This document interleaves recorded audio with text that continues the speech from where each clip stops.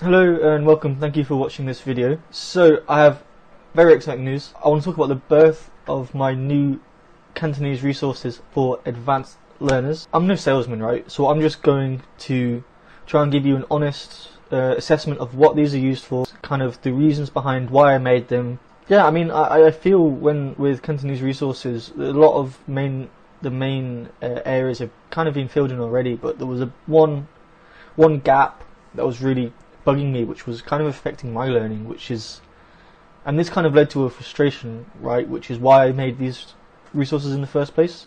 So I'm going to speak about this first, and then I'll move on to exactly what they are, where you can get them from, and all that good stuff. So let's get started.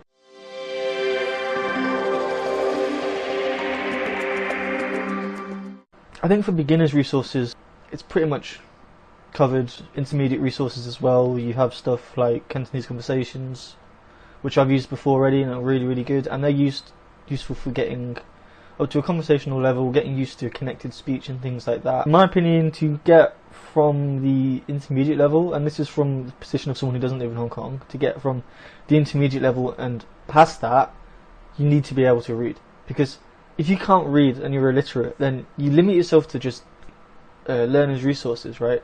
But if you can read, then there's books on Hong Kong you can read, Hong Kong Golden. There's also YouTube videos with Cantonese subtitles, and there's all this useful stuff that you can use to generally build up your comprehension and awareness of the language, learn new words and increase your vocabulary. And reading is by far the most efficient way to learn new words in the language, because if you listen to, say, a TV show or a podcast, because the words aren't written down, they're not there, you can't see everything, right? So if you can't hear a word, you might not even know you missed it. And all that makes very difficult to learn new words in the context of listening alone. This is why reading is such a powerful tool, and it's something that I very highly recommend. And if you're at the intermediate stage in learning Chinese, Cantonese, whatever, then you need to learn the characters to progress beyond that. Reading these books has boosted my general comprehension quite a lot, and this is very powerful, but that's good for building up your general comprehension and understanding, and this extensive approach is very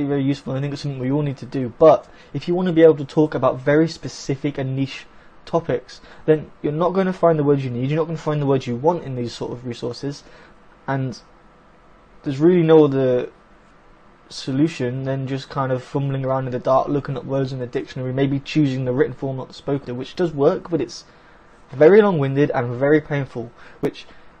Imagine if you had concise articles written about the areas of interest to you, so you can listen and read many times, and when you go to speak about it, if you've listened and read to these terms so many times over, then all of the heavy lifting is going to be done for you. It's going to become much more natural. You can learn how a native speaker would use these words, how they would talk about these topics. Like I just said, the solution is finding articles with audio on these topics, reading and listening many times over, and building up your vocabulary and understanding about these topics, while also at the same time, learning something new, learning about interesting things, and it's compelling input, right?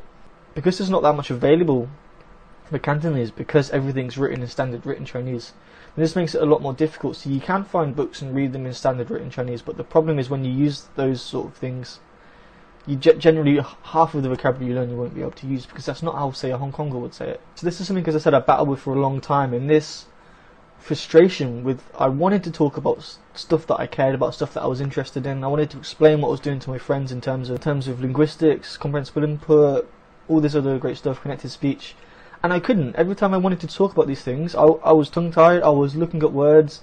It was very long and arduous process, and this is why I wanted to make these resources.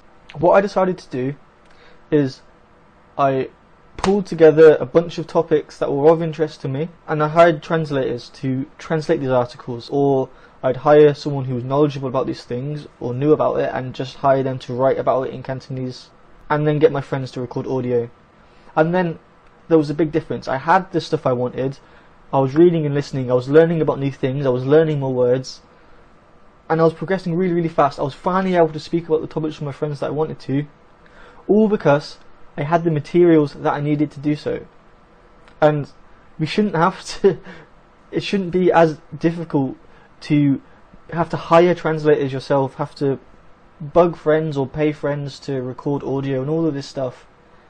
It should just be there for you. You can just buy in one easy pack. When I was halfway through making this, I started to see the results come through. It occurred to me that why don't I make this into a project? I can make more stuff, I can pull it together, and then I can make a resource out of it, and I can share it with you guys and my friends and other people that are learning, so that you can skip the pain that I went through, buy the whole package, and get all the benefits. That's basically the reason and the methodology behind why this came about. So now I want to quickly talk about exactly what this is. To start off with, I've got this in 2 topics.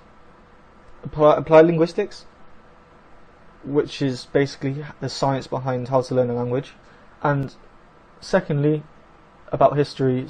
And they're the 2 topics at the moment, applied linguistics and history. So if there's any topics that you really want to speak about with your friends and you're having the same problems that I've had, then you can send me an email, luke@fulltimefluency.com.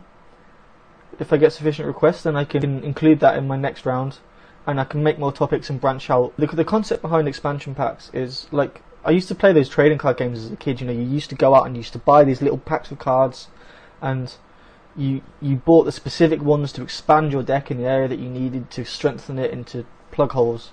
In a similar way, these packs, if you will, you buy them and they have 5 articles inside, and it's on a given topic, so that you can listen to, read to, and expand your vocabulary in the areas you need to, while ignoring the stuff that you don't care about. And that way you can enjoy conversations and discussions about complex ideas on areas that are actually of interest, and skip all the frustration I mentioned earlier. Each topic has 5 articles in, each roughly 1 A4 size length in Chinese characters. Each article has full audio and the vocabulary list. For the vocabulary list, there's a list below the article, and every single word in the vocabulary list is in bold in the text for ease of reference. So I want to emphasize that this is not a full course to teach you Cantonese. There is no grammar explanations, there is no teaching, nothing like that involved. This is simply articles with audio vocabulary lists to help you read and listen and learn about interesting topics through exposure, so you can talk about with your friends after. So this is not a structured course whatsoever.